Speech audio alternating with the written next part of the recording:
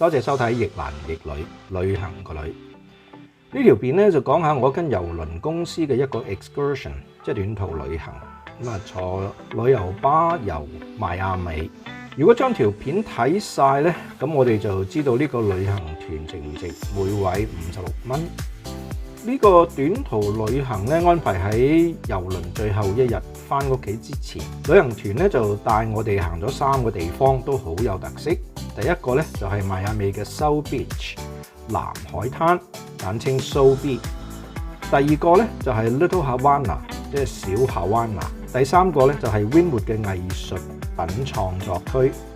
如果我哋唔係諗住喺當地住酒店咧，咁呢種最後一日嘅巴士團咧就十分之方便划算嘅，又慳錢又慳時間。而家我哋睇到嘅咧就係呢個旅行團嘅第2段遊覽小夏灣拿嘅情景。我將第1部分同第3部分咧就放喺片尾，等大家咧可以聽到導遊嘅原聲講解。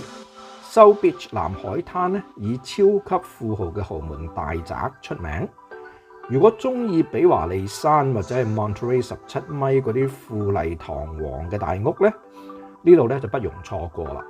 因為除咗豪宅咧，我哋可以欣賞佢哋後花園嘅私人碼頭上邊嘅豪華遊艇。而家我哋睇到嘅咧就係小夏灣拿嘅地區，嗰度咧多數居民咧都係60年代喺古巴逃出嚟嘅，或者移民嘅第2代。導遊講咧，當年喺古巴逃避卡斯特朗政權走出嚟嘅人咧，都集中住喺呢度附近。咁每逢週末咧，佢哋就攞啲生果啊，沿途擺賣。咁啊，逐漸咧就成為咗古巴人聚集嘅地方啦。小夏灣拿咧有佢嘅特色，例如好似拉丁美洲嘅藝術畫廊啊、古巴餐廳啊、有落地玻璃咖啡館啊、雪茄店啊。Domino 即係多米諾骨牌嘅公園啊，同埋咧歷史悠久嘅 Tower Theatre 劇院。個劇院咧仍然咧放映獨立電影同埋復興電影嘅。咁啊，夜總會 Night Club 經常咧就舉辦拉丁音樂表演，充滿活力。呢個歷史悠久嘅小夏灣拿咧，就俾我哋領略到古巴嘅文化，從建築、藝術、歷史、音樂、美食到雪茄，林林種種。我哋喺畫面所見咧，就係古巴雪茄店 Bello 師傅現場表演嘅手卷雪茄。佢咧就將預先做好嘅雪茄芯咧，就完成最後一層煙葉。雪茄芯通常咧會採用3種唔同嘅煙葉，根據唔同嘅比例配方咧就混製而成嘅。就將雪茄嘅一邊咧就做成尖形。咁雪茄嘅外層佢哋叫雪茄衣啦，個顏色越深咧，就食起嚟個味道就越濃，嗰個油脂同埋糖分嘅比例就越高。咁啊，聽佢講咧就話個雪茄出邊嗰陣雪茄衣咧處理過程至少都要1年到1年半咁耐嘅。嗱，後邊咧就請我哋一齊聽下導遊嘅介紹啦。Works. He puts the tobacco there, wrinkle, puts the other form, and the tobacco sits for about 3 days in that press that he has behind, just drying up, taking the shape of a cigar. Okay? Once it comes out of there, it needs to be wrapped in a tobacco leaf. Now, you can take pictures, you can film, you can circulate also so other people get to take pictures. Dark, some other ones are very green. What does it mean? The light color means it's a mild tobacco. The darker the color, the stronger the tobacco. Now sometimes you have those that they look like a barber pole. That's because they mix mild and medium tobacco. The green, not, there are other cigars that are, rum flavor or things. These are naturally sweet. It's all organic tobacco here. Now, cigars are, I don't know, they probably have a price somewhere there. 40. Cigars, like wine, there are so many different kinds and different flavors. It's hard to know which ones you prefer. True? The pouch is because actually tasting is the best way of learning which one you like best. So the Native Americans used to smoke cigars. Tobacco is an American product, an American-born plant. The Spaniards first was a piece of ribbon, and that's where the tradition was born. True? Now, in this moment, in that paper ring, it tells you the company and it tells you the name of that cigar, that shape. So when you have a sampler like this one, I recommend that you smoke the cigar and you keep the ring and you put, how much you. This gentleman here that's been greeting us since we passed with the bus. El manicero, a traditional snack in Cuba. See, that's what they call it, a mid-morning snack. Roasted kidneys. He actually started bringing that tradition. He got organic peanuts, so he's certified organic, and he sells them in the street for $1. How do you say it? Eat the peanut, be happy.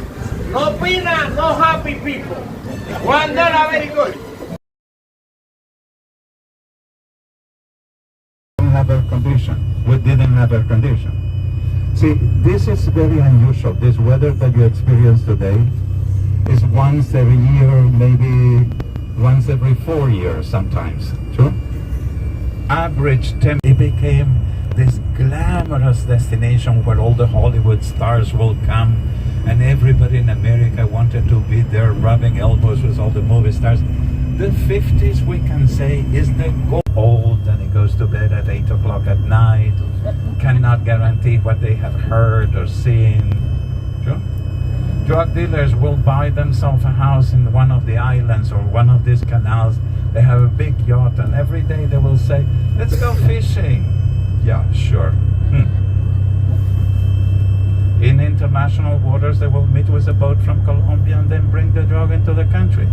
Easy, easy, Somehow illegal drugs started coming through here, and suddenly there were the two of Al Capone hotels that are here on this. In the coming corner to the left is a gray building, because that hotel has been used as a nursing home since the 1970s.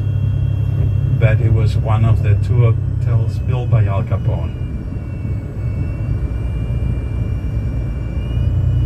This one here, used in several movies as well. This one.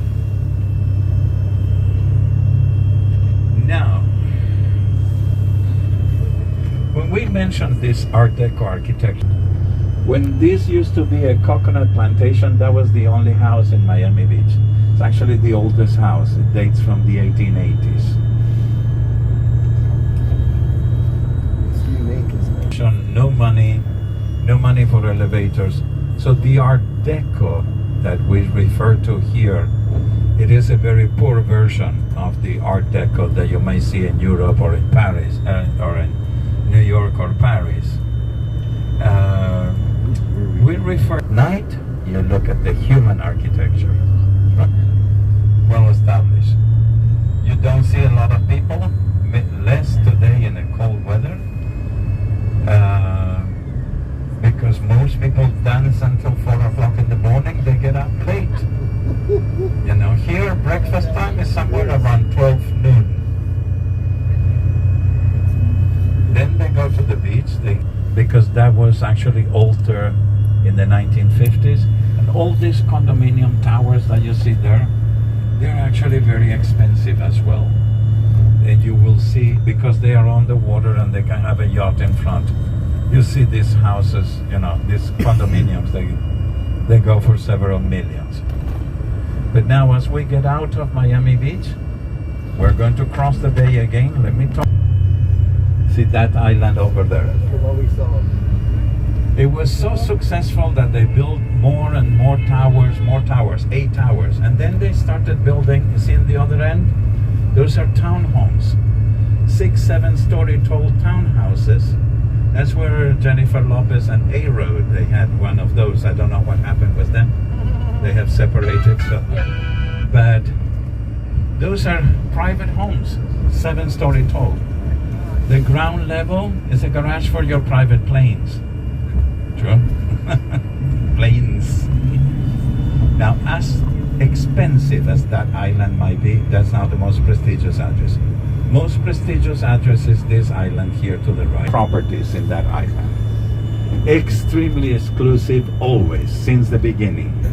Back in the 1950s, you had John Crawford, you had Elizabeth Taylor, that had houses there. Now we have Gloria and Emilio Stefan, the CEO of Burger King International, Rosie O'Donnell's, and where it used to be a house that was built for Al Capone, the people came, they bought, they tore it down, they're building a new home. But in the meantime, they brought that barge. That's a floating, self-sufficient mansion. Oh, wow. The whole rooftop is solar panels, and they have a system to purified salt water from the thing. So basically, they can move that barge anywhere they want. That house near the bridge is the one that was used for the movie There Is Something About Mary with Cameron Diaz. The second house on this side of the island is Sean John Combs, a doctor that invented the formula for Viagra. Okay, so they don't know what to do with their money. They keep making donations to the city. We have the Science Museum is donated by Philip and Patricia Frost. Although they're still very beautiful, but people live very close to each other in these islands. That's Palma.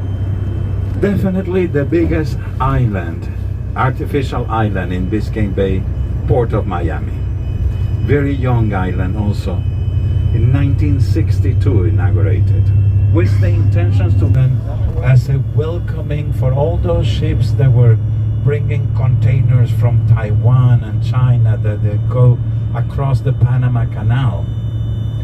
And they also ships that provide, you know, items and cars and construction materials to the islands, the Caribbean islands as well. It started receiving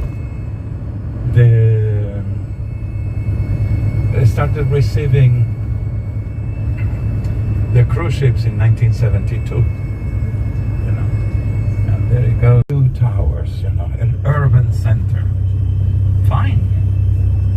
Once they started signing all those permits and they started construction, they realized the sewage system, this is like completely crazy. It's true. It's hard to plan when you don't know what it will happen. This is not normal, you know. This city has grown completely at different moments, different timings than the rest of the country. It's more, actually. You may see the dome of the Marlin Stadium. That's a retractable dome. A controversial stadium because actually that stadium was built on a site that we will say it was almost sacred site in my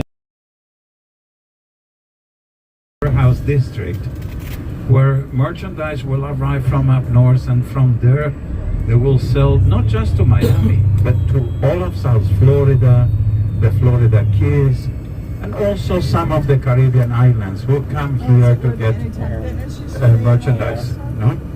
We don't really have big industries here. We don't make things. So most of the things that we usually, everything, you have to go to Wynwood. But also, Wynwood grew into a nightmare of traffic because the demand was a lot. There were a lot of trucks coming and going through small streets. The truth is, it was inevitable. If you ever drive along, you know what I'm talking about. Somehow, drug dealers, somehow Wynwood grew into a very bad neighborhood. Okay, at least at night. Somehow.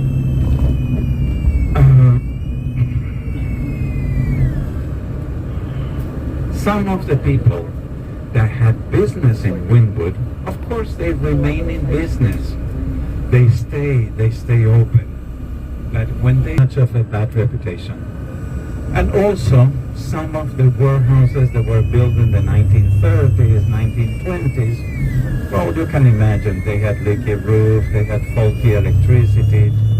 There were a lot of those that were burning down, you know, fires happened. Some of those were broken into. What is going on? I don't need an extra one during the day. So, as I say, Wynwood became very much abandoned. I remember in the days that we worked with Miami Vice, some of those warehouses, they look like they stop in time. You know, it's like maybe the owner retired or was due for, or they will close at one, you know. They were just selling the stock that they had accumulated. They were not really worried about making new clientele. They just supplied the old clientele. So by the 1980s, Wynwood looked like so abandoned, so disaster. It had accumulated graffiti through years and things. In the meantime, at the same time that Wynwood was becoming so bad, Miami Beach was picking up. South Beach was becoming very fashionable. A lot of artists, a lot of people that were in the industry of the movies. But also South Beach was becoming more and more expensive every day, while Wynwood, I mean, you can rent it. It was fun. It was fun, trust me. Somehow, Wynwood has started being known as the Bohemian neighborhood. But also we noticed some of the warehouses, and our galleries opened there. They started contacting those kids saying, please paint on canvas. I have this of the end of the 20th century. There's a few cases like that had been completely successful success stories. But the truth is, well, 30 years in the making, the area became more and more like a free canvas for anyone to go and make this art and paint. And the thing is that, and use the wood to make a sculpture. Also fantastic. Is like, I don't know, 10 feet tall, looks like an old man sitting down. He leans his shoulder over a car that has been turned around. Amazing. So, for this part of the tour, we're going to enter all sorts of design, for which I'm going to turn around.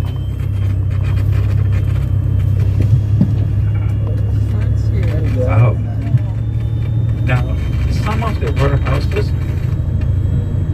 warehouses have been bought and refurbished and subdivided into little boutiques like this one here or the other one.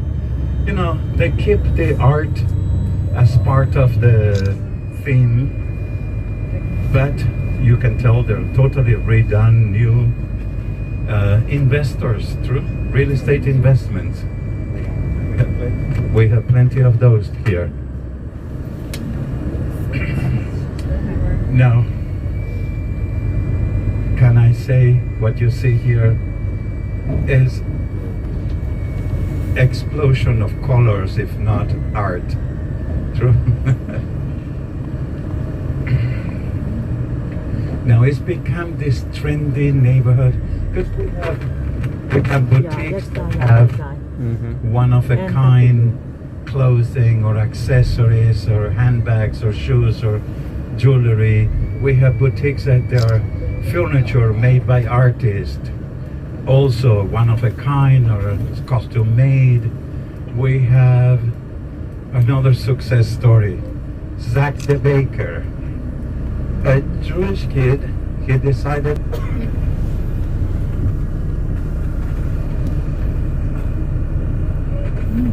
you think because you're pretty you get away with that? Amazing. It's like a Neptune head. Oh, wow. You will see it on here, on the sidewalk right here. looks like a sitting old man. All wood from the pallet. Now, as I say, sometimes you look in the sidewalk and you can appreciate there is paint, there is things. Doesn't have to be in large scale always. Now, often I have people questioning why sometimes you talk about murals, sometimes you talk about graffiti. Well, what we have here is graffiti because it's letters. True. The definition. This location, Wynwood, is between the railroads and this highway that is here that is called Interstate 95 or I-95. Well, I-95, every day there is accident. That's the street, the highway that we need to take to go to Fort Lauderdale later. But, yeah. Now there is a lot of new construction going on. This building here was built during the COVID days. It used to be an empty space. Actually, it used to be a warehouse. They tore it down. But then we started COVID, and definitely we didn't do any more tours.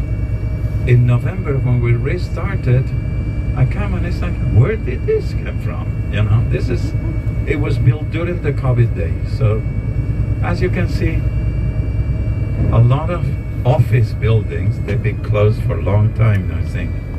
Or maybe there are some people from up north that they decide to come here.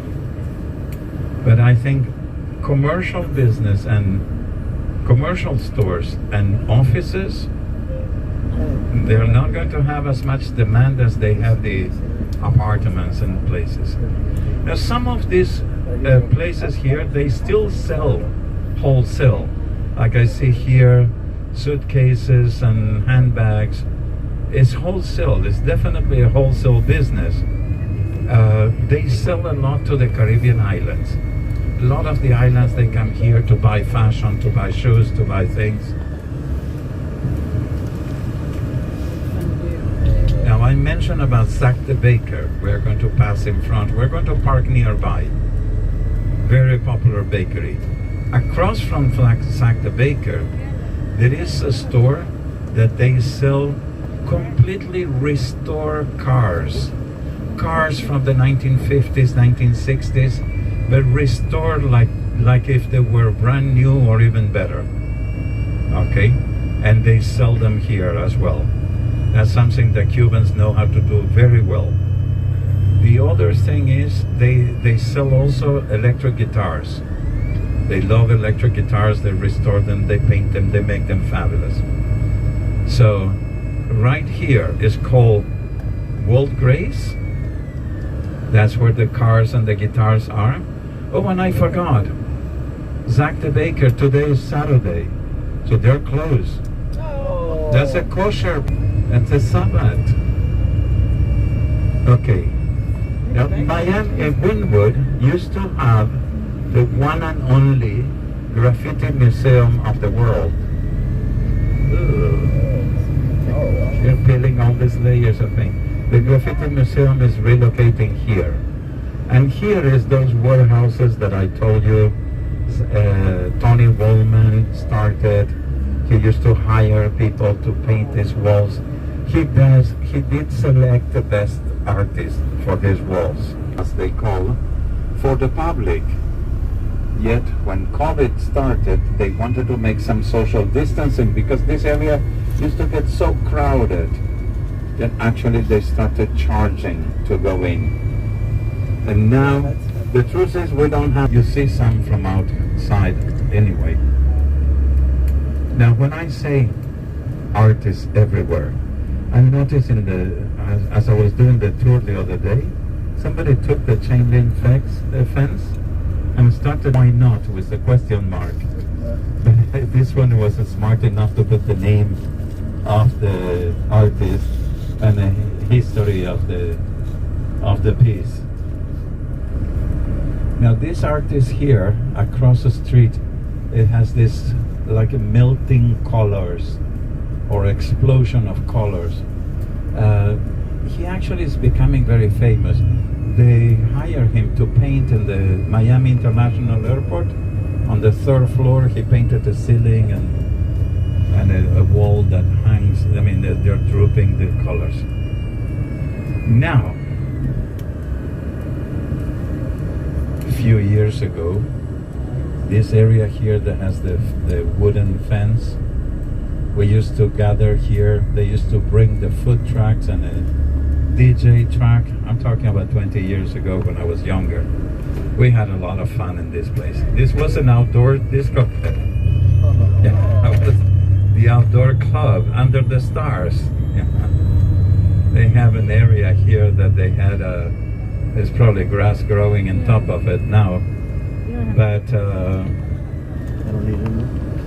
that actually was the floors of an old warehouse. A family taking pictures in our favorite parking spot. This warehouse is for sale, so we realized that we can park on the side. I was up at 4:30 this morning just to be smiley for you. So you know, the truth is, yes, I also want to go home and do siesta. To go inside one of the stores, and there is so much to see, so many interesting things. That already is an hour, you know. You go into an art gallery, well, depends who you are, but if you like art, you can spend days in an art gallery, true? Wynwood Wall Salon. Oh, good 3 hours, 4 hours in Wynwood Walls just to appreciate all the art that is on the walls, you know. And like that, many more. So there is, as I say, all sort of artist shops. But now we run out of time, so I have to start heading towards the airport. The one very convenient thing is that the airport was built at a time that the city was a small little town. So they built it outside of the city, but now the city grew to the airport, around the airport, behind the airport. When you look at the map of Miami, I mean, it's the only city in the world that I have seen that have an airport in the middle of the city. We have an airport in the middle of the city, which it makes no sense because, you know, noise pollution and danger, you know, the low flight of, you know, all these towers that they're building in downtown, they have to deviate the flight routes, because otherwise, you know, that they go in through your balcony too. So it makes no sense. When I say Miami is almost a normal city, but it's not exactly a normal city, now you get more or less the idea, true? It is what it is. Oh my God, look at these people, they're already falling asleep on me. Get up early. We had to get up early. Yeah, I know. Had to And go to the bed truth is, late. it's almost cruel what they do. The last night of your cruise, that's a night that you feel like celebrating the end of a fantastic ride. That's the most important thing. Send you home happy. So when it comes the time of making recommendations to other people, you can recommend the tour because that's how we make our living. So that's one recommendation. Second, buses. They gave us designated areas for buses to load and unload passengers. Those designated areas, well, they happen to be in the ground level, and yet ground level is arrivals. So when we drop you off, you have to make your way inside the airport and then take the elevators to level 2. Level 2 is for departure. That is the tours on both airports, okay? Just so you know. Appreciate it. That's important. Also, the luggage before the luggage enters the airport to make sure that there is no explosive going on.